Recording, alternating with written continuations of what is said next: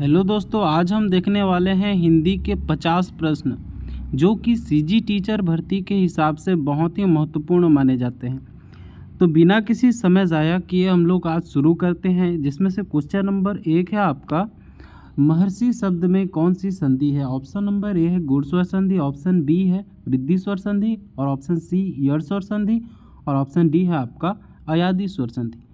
तो right answer आपका हो जाएगा दोस्तों इसमें आपका ऑप्शन नंबर ए गुण स्वर संधि। उसके बाद है क्वेश्चन नंबर 2, दाल भात में कौन सा समास है। तो ऑप्शन नंबर ए है आपका तत्पुरुष समास, द्विगु समास, द्वंद्व समास, या फिर आपका कर्मधारय समास। राइट आंसर इसका हो जाएगा दोस्तों द्वंद्व समास, ऑप्शन नंबर सी, क्योंकि इसमें दाल और भात दोनों पद प्रधान हैं। ठीक है, अब आगे देखते हैं क्वेश्चन नंबर 3। क्वेश्चन नंबर 3 क्या कहता है, आकाश का पर्यायवाची निम्न में से कौन सा नहीं है। ध्यान देंगे, इसमें पूछा है निम्न में से कौन सा आकाश का पर्यायवाची नहीं है। ठीक है, ऑप्शन देख लेते हैं। ऑप्शन नंबर ए है आपका गगन, ऑप्शन बी है नभ, ऑप्शन सी है अंबर, ऑप्शन डी है पाताल। तो इसमें गगन, नभ और अंबर जो हैं ये आकाश के पर्यायवाची शब्द हैं, और जो पाताल है यह आकाश का विलोम शब्द है दोस्तों। तो राइट आंसर कौन सा हो जाएगा, ऑप्शन नंबर डी। चलिए आगे देखते हैं। क्वेश्चन नंबर 4 क्या कहता है। क्वेश्चन नंबर 4 कहता है उपकार में कौन सा उपसर्ग लगा है। उपकार में कौन सा उपसर्ग लगा है। दोस्तों ध्यान देंगे, ये जो उपसर्ग होता है ये लगा होता है शब्द के पहले, शब्द के शुरू में उपसर्ग लगा होता है, और इसके विपरीत होता है प्रत्यय। प्रत्यय जो होता है शब्द के अंत में लगा होता है दोस्तों। तो ऑप्शन देख लेते हैं। ऑप्शन ए में दिया है उ, ऑप्शन बी में दिया है आप, ऑप्शन सी में दिया है कार, और ऑप्शन डी में दिया है अब। तो राइट आंसर क्या हो जाएगा दोस्तों, राइट आंसर इसका हो जाएगा option number B.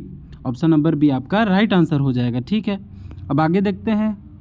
Question number 5 क्या कहता है। क्वेश्चन नंबर 5 कहता है दोस्तों, अत्युक्ति का सही संधि विच्छेद क्या है। अत्युक्ति का सही संधि विच्छेद क्या है। तो ऑप्शन देख लेते हैं। ऑप्शन नंबर ए है आपका अतिधन उक्ति, ऑप्शन बी है अत्यधन उक्ति, ऑप्शन सी है अतधन युक्ति, और ऑप्शन डी है अतिधन युक्ति। तो राइट आंसर क्या हो जाएगा दोस्तों, अत्युक्ति का जो सही संधि विच्छेद होगा वो होगा अतिधन उक्ति, ऑप्शन नंबर ए। ठीक है दोस्तों,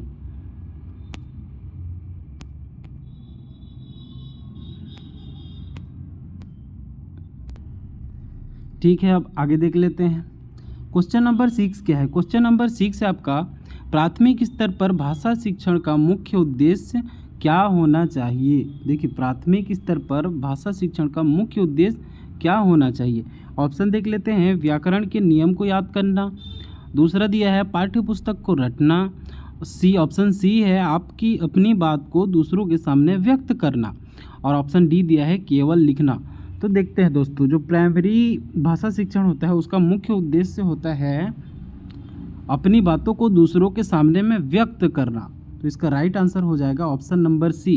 बाकी ऑप्शन को देख लेते हैं। व्याकरण के नियम याद कराना, तो ये प्राइमरी एजुकेशन में नहीं होगा। उसके बाद पाठ्य पुस्तक को रटना, तो ये बिल्कुल भी बच्चों को नहीं रटवाया जा सकता। केवल लिखना सीखना, ये भी नहीं होगा दोस्तों। तो राइट आंसर क्या हो जाएगा, ऑप्शन नंबर सी। ठीक है दोस्तों, अब आगे देखते हैं।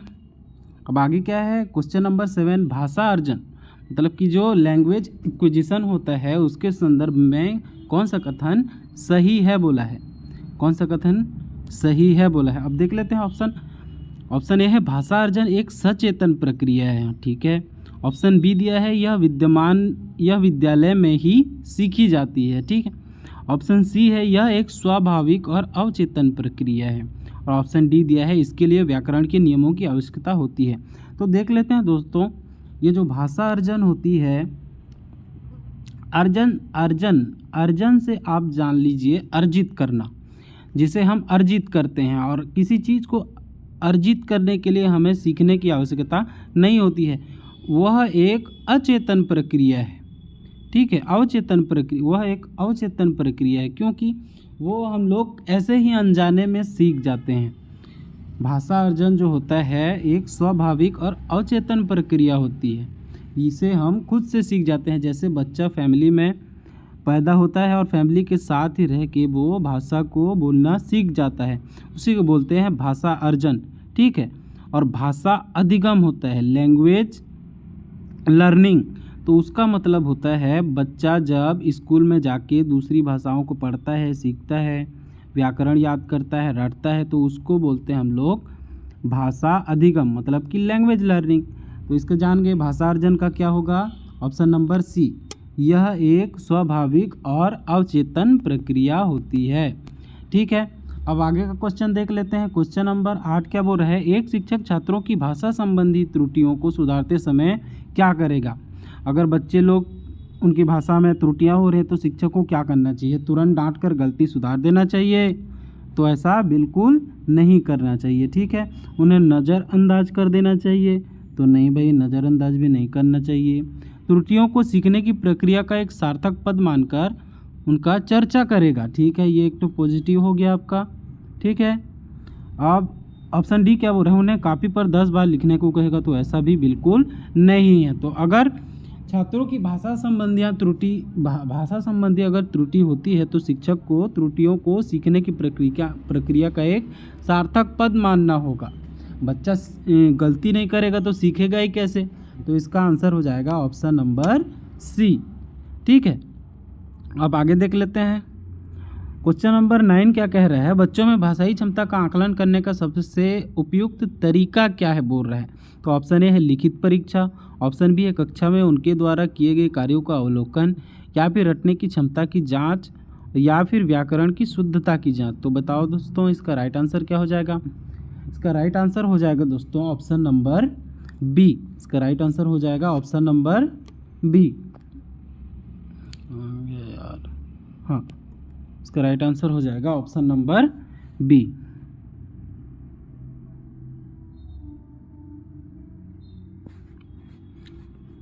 हाँ, क्वेश्चन नंबर 10 देखते हैं। अब बच्चे स्कूल आने से पहले क्या लेकर आते हैं? ठीक है, बच्चे स्कूल आने से पहले क्या लेकर आते हैं बोला गया है यहाँ पे। तो क्या बच्चे खाली दिमाग आते हैं? तो यहाँ पर ऑप्शन में दिया है पहला, व्याकरण का पूरा ज्ञान उन्हें क्या होता है। दूसरा दिया भाषा का समृद्ध अनुभव और शब्द को अनुभव उनको ज़रूर होता है। वो बच्चे कुछ न कुछ घर से भाषा का अनुभव लेकर आए रहते हैं। उनको कुछ कुछ शब्दकोश भी कुछ शब्द वो लोग पहले से जानते रहते हैं। कोई ज्ञान नहीं होता है, केवल रटी हुई कविताएं बोलते हैं। तो इसका राइट आंसर हो जाएगा दोस्तों ऑप्शन नंबर बी। ठीक है,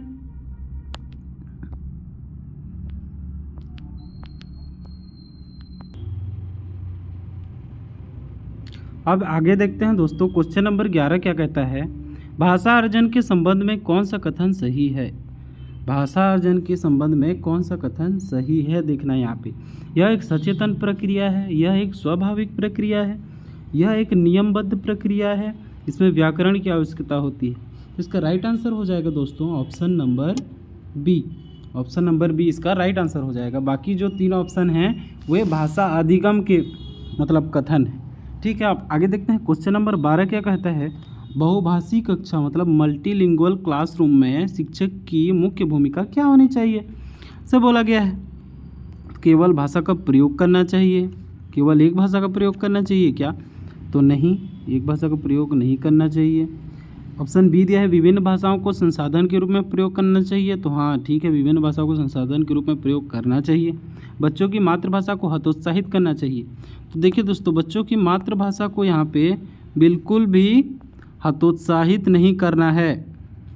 क्या करना है? बच्चों की मातृभाषा को प्रोत्साहित करना है, ना कि हतोत्साहित करना है। ठीक है, केवल हिंदी अंग्रेजी के प्रयोग करना चाहिए तो नहीं। मल्टीलिंगुअल क्लासरूम में विभिन्न भाषाओं को प्रयोग करना चाहिए। ठीक है, उसके बाद आगे देख लेते हैं। आगे क्या है? Question number 13। क्वेश्चन नंबर 13 क्या है? सुनना मतलब कि लिसनिंग कौशल का सबसे महत्वपूर्ण उद्देश्य क्या है? तो ऑप्शन देख लेते हैं। शब्दों का केवल उच्चारण करना। ऑप्शन बी है वक्ता के विचारों को समझकर अर्थ ग्रहण करना। ऑप्शन सी है केवल कहानी को रटना। और ऑप्शन डी है सुनने के बाद चुप रहना। तो इसका राइट आंसर क्या हो जाएगा दोस्तों? राइट आंसर का हो जाएगा ऑप्शन नंबर बी, वक्ता के विचारों को समझकर अर्थ ग्रहण करना। ठीक है, अब आगे देख लेते हैं। Question number 14। क्वेश्चन नंबर 14 क्या कहता है? हिंदी व्याकरण में वर्ण विचार के अंतर्गत क्या आता है? तो हिंदी व्याकरण वर्ण विचार के अंतर्गत क्या आता है? ऑप्शन ए है स्वर और व्यंजन, ऑप्शन बी समास और संधि, ऑप्शन सी है वाक्य और रचना, ऑप्शन डी है मुहावरे। तो इसका राइट आंसर क्या हो जाएगा दोस्तों? राइट आंसर इसका हो जाएगा ऑप्शन नंबर ए, स्वर और व्यंजन। ठीक है, अब आगे देख लेते हैं। क्वेश्चन नंबर 15 क्या कहता है? बच्चों की लेखन क्षमता का आकलन करने के लिए कौन सा तरीका सर्वश्रेष्ठ है? बोले ऑप्शन ए है उनसे सुंदर लिखावट की उम्मीद करना, ऑप्शन बी है उनके द्वारा स्वयं लिखे गए अनुभवों का अवलोकन करना, या फिर व्याकरण की शुद्धि जांचना, या फिर उन्हें कठिन शब्द लिखवाना। तो ऑप्शन ए नहीं होगा दोस्तों, इसका राइट आंसर हो जाएगा ऑप्शन नंबर बी। इसका राइट आंसर क्या हो जाएगा? ऑप्शन नंबर बी, उनके द्वारा स्वयं लिखे गए अनुभवों का अवलोकन करना। ठीक है, उसके बाद देख लेते हैं क्वेश्चन नंबर 16। क्वेश्चन नंबर 16 क्या कहता है? सार्थक शब्द का विलोम शब्द क्या होगा? सार्थक शब्द का यहाँ पे विलोम शब्द पूछा है। सार्थक शब्द का विलोम शब्द क्या होगा? निर्थक या निरर्थक या असार्थक या विसार्थक। तो इसका राइट आंसर हो जाएगा दोस्तों क्वेश्चन नंबर 16 का ऑप्शन नंबर बी, निरर्थक। हाँ, तो आगे देखते हैं दोस्तों। क्वेश्चन नंबर 17 है, प्राथमिक स्तर पर भाषा शिक्षण का उद्देश्य क्या नहीं है? दोस्तों यहाँ ध्यान देंगे, क्या नहीं है पूछा है, क्या नहीं है। तो ऑप्शन नंबर 1 है, ए है आपका व्याकरण के नियमों को कंठस्थ करना। तो कंठस्थ करना नहीं होगा, बच्चों को नियम याद नहीं करवाते हैं। ऑप्शन बी है भाषा का सृजनात्मक उपयोग करना। हाँ ठीक है, उपयोग कर सकते हैं। अपनी बात कहना, ये भी ठीक है। दूसरों की बात को समझना, ये भी ठीक है। तो उद्देश्य क्या नहीं होना चाहिए दिया है दोस्तों, इसका राइट आंसर हो जाएगा ऑप्शन नंबर ए हो जाएगा इसका राइट आंसर। उसके बाद देख लेते हैं क्वेश्चन नंबर 18। क्वेश्चन नंबर 18 क्या कहता है? प्रत्यय का प्रयोग कहाँ किया जाता है? दोस्तों मैंने शुरू में ही बता दिया है, प्रत्यय का प्रयोग शब्द के अंत में किया जाता है, और उपसर्ग का प्रयोग कहाँ किया जाता है? शब्द के शुरू में। तो इसमें देखते हैं, इसका राइट आंसर हो जाएगा ऑप्शन नंबर सी, शब्द के अंत में। प्रत्यय का उपयोग कहाँ किया जाता है? शब्द के अंत में किया जाता है। उसके बाद देख लेते हैं क्वेश्चन नंबर 19। क्वेश्चन नंबर 19 क्या कहता है? शिक्षण अधिगम सामग्री मतलब कि टीचिंग लर्निंग मटेरियल मतलब कि टीएलएम का मुख्य लाभ क्या है? ऑप्शन ए है शिक्षक का काम कम करना, ऑप्शन बी मूर्त अवधारणाओं को मूर्त स्पष्ट रूप देना, या फिर सी है बच्चों को व्यस्त रखना, या फिर कक्षा में अनुशासन बनाए रखना। राइट आंसर इसका क्या हो जाएगा दोस्तों? Option number B. Option number B इसका क्या हो जाएगा? राइट आंसर हो जाएगा, अमूर्त अवधारणाओं को मूर्त स्पष्ट रूप देना। ठीक है, उसके बाद देख लेते हैं क्वेश्चन नंबर 20। क्वेश्चन नंबर 20 क्या कहता है? भाषा का प्राथमिक रूप कौन सा है? भाषा का प्राथमिक रूप कौन सा है बोला है। यहाँ पे ऑप्शन दिया है मौखिक, लिखित, संकेतिक या सांकेतिक। तो इसका राइट आंसर हो जाएगा दोस्तों option number A. Option number A इसका राइट आंसर हो जाएगा। उसके बाद देखते हैं क्वेश्चन नंबर 21। क्वेश्चन नंबर 21 क्या कहता है? भाषा शिक्षण में सतत एवं व्यापक मूल्यांकन सीसी का मुख्य उद्देश्य क्या है? ऑप्शन देखते हैं, ए में दिया है केवल अंकों के आधार पर प्रगति बताना, बी दिया है बच्चों की सीखने की प्रक्रिया का निरंतर अवलोकन करना, सी दिया है केवल लिखित परीक्षा लेना, और डी दिया है बच्चों को फेल कर देना। तो राइट आंसर क्या हो जाएगा दोस्तों इसका? तो इसका राइट आंसर हो जाएगा ऑप्शन नंबर बी, बच्चों की सीखने की प्रक्रिया का निरंतर अवलोकन करना। ठीक है, उसके बाद देख लेते हैं क्वेश्चन नंबर 22। दिनेश का संधि विच्छेद क्या है? जल्दी बताइए दोस्तों, दिनेश का संधि विच्छेद क्या है? दीन धन ईस, दीने धन श, दीन धन ईस या दीनी धन स। क्वेश्चन नंबर 22 का राइट आंसर हो जाएगा दोस्तों ऑप्शन नंबर ए, दीन धन ईस, दिनेश का संधि विच्छेद होगा। ठीक है, उसके बाद देख लेते हैं क्वेश्चन नंबर 23। क्वेश्चन नंबर 23 क्या कहता है? प्राथमिक कक्षा में कविता पढ़ाने का मुख्य उद्देश्य क्या है? जो प्राइमरी में कविता पढ़ाते हैं उसका मुख्य उद्देश्य क्या होता है बोल रहे हैं। पहला है रसानुभूति और आनंद की प्राप्ति होती है बोल रहे हैं, व्याकरण के नियम को रटाना होता है, या फिर कवियों के नाम याद कराने होते हैं, या कविता को कंठस्थ कराना होता है। इसका राइट आंसर क्या हो जाएगा दोस्तों? इसका राइट आंसर हो जाएगा ऑप्शन नंबर ए, रसानुभूति और आनंद की प्राप्ति। ठीक है, अब आगे देख लेते हैं क्वेश्चन नंबर 24 क्या कहता है? भाषा अर्जन और भाषा अधिगम में मुख्य अंतर क्या है बोला है। तो भाषा अर्जन और भाषा अधिगम में क्या अंतर बताया था कि भाषा अर्जन स्वाभाविक होता है, वो अवचेतन बिना चेतना के हो जाता है, हम लोग को पता ही नहीं चलता और हम लोग सीख जाते हैं। और भाषा अधिगम के लिए एफर्ट लगाना पड़ता है, खुद से सीखना पड़ता है, याद करना पड़ता है, रटना पड़ता है। ठीक है, तो देख लेते हैं भाषा अर्जन और भाषा अधिगम में मुख्य अंतर क्या है। तो भाषा अधिगम पाठ्य पुस्तकों का है, भाषाई परिवेश का है, साक्षरता का है, सीखने की गति का है। तो इसका आंसर क्या हो जाएगा दोस्तों, ऑप्शन नंबर बी, भाषाई परिवेश का। ठीक है, उसके बाद आगे देख लेते हैं क्वेश्चन नंबर 25 क्या कहता है। क्वेश्चन नंबर 25 कहता है आक शब्द है, मतलब आक कौन सा शब्द है बोल रहा है, तत्सम शब्द है, तद्भव है, देशज है या विदेशी है। तो इसमें से राइट आंसर हो जाएगा आपका दोस्तों, राइट आंसर हो जाएगा ऑप्शन नंबर बी, आग एक तद्भव शब्द है। आग का तत्सम शब्द होता है अग्नि। क्या होता है दोस्तों, अग्नि होता है। आग का तत्सम शब्द होता है अग्नि। ठीक है, उसके बाद आगे देखते हैं, आगे क्या है क्वेश्चन नंबर 26, इनमें से भाववाचक संज्ञा कौन सी है। भाववाचक संज्ञा कौन सी है, भाव मतलब जिससे भाव जुड़ा हो। ऑप्शन है राम, बचपन, नदी और दिल्ली। इसका राइट आंसर क्या हो जाएगा दोस्तों, ऑप्शन नंबर बी, बचपन। बचपन से किसी भाव का मतलब भाव फीलिंग आता है थोड़ा सा। ठीक है, उसके बाद देख लेते हैं क्वेश्चन नंबर 27। क्वेश्चन नंबर 27 क्या कहता है, बहुभाषी कक्षा के प्रति शिक्षक का दृष्टिकोण कैसा होना चाहिए। मल्टीलिंगुअल क्लासरूम में शिक्षक का दृष्टिकोण कैसा होना चाहिए, वो है उपेक्षापूर्ण होना चाहिए कि सकारात्मक और समाहित होना चाहिए। ऑप्शन सी दिया है उदासीन होना चाहिए, या फिर केवल अपनी भाषा को प्राथमिकता देने वाला होना चाहिए। तो इसका राइट आंसर क्या हो जाएगा दोस्तों, बहुभाषी कक्षा के प्रति जो शिक्षक का दृष्टिकोण है उसको हमेशा सकारात्मक और समाहित होना चाहिए। ठीक है दोस्तों, राइट आंसर क्या हो जाएगा, ऑप्शन नंबर बी। इसके बाद देखते हैं क्वेश्चन नंबर 28 क्या कहता है, लिखना कौशल में कौन सा तत्व सबसे महत्वपूर्ण है बोला है। लिखने के कौशल में सबसे महत्वपूर्ण क्या है। शब्दों का सुंदर आकार क्या राइटिंग मैटर करता है, तो नहीं। उसके बाद विचारों की स्पष्ट अभिव्यक्ति, हाँ तो हाँ विचारों की स्पष्ट अभिव्यक्ति तो मायने रखती है। उसके बाद व्याकरण की शुद्धता मायने नहीं रखती भाई। उसके बाद ऑप्शन डी है केवल वर्तनी की शुद्धता। ठीक है, तो इसका राइट आंसर क्या हो जाएगा, ऑप्शन नंबर बी, विचारों की स्पष्ट अभिव्यक्ति। उसके बाद देख लेते हैं क्वेश्चन नंबर 29, गंगा हिमालय से निकलती है, यहाँ हिमालय में कौन सा कारक है।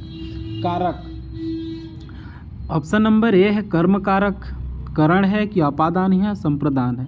गंगा हिमालय से निकलती है, इसमें कारक होगा दोस्तों ऑप्शन नंबर सी होगा, अपादान कारक। क्योंकि अगर कोई चीज़ किसी भी चीज़ से अलग होती है तो वहाँ पे अपादान कारक लगता है। ठीक है, उसके बाद देख लेते हैं क्वेश्चन नंबर 30 क्या कहते हैं, भाषा शिक्षण में उपचारात्मक शिक्षण मतलब कि रेमेडियल टीचिंग कब किया जाता है। ऑप्शन ए है बच्चों को दंडित करने के लिए, या फिर ऑप्शन बी सीखने में आ रही कठिनाइयों को दूर करने के लिए, या फिर ऑप्शन नंबर सी दिया है पाठ्यक्रम पूरा करने के लिए, या फिर ऑप्शन नंबर डी दिया है केवल होशियार बच्चों के लिए। क्या हो जाएगा दोस्तों इसका राइट आंसर, इसका राइट आंसर हो जाएगा आपका ऑप्शन नंबर बी, सीखने में आ रही कठिनाइयों को दूर करने के लिए जो टीचर होते हैं उपचारात्मक शिक्षण का प्रयोग करते हैं। तो ठीक है दोस्तों, वीडियो कैसा लगा आपको, कितना नंबर आपका सही आ रहा है बताइएगा और चैनल को सब्सक्राइब जरूर करिएगा।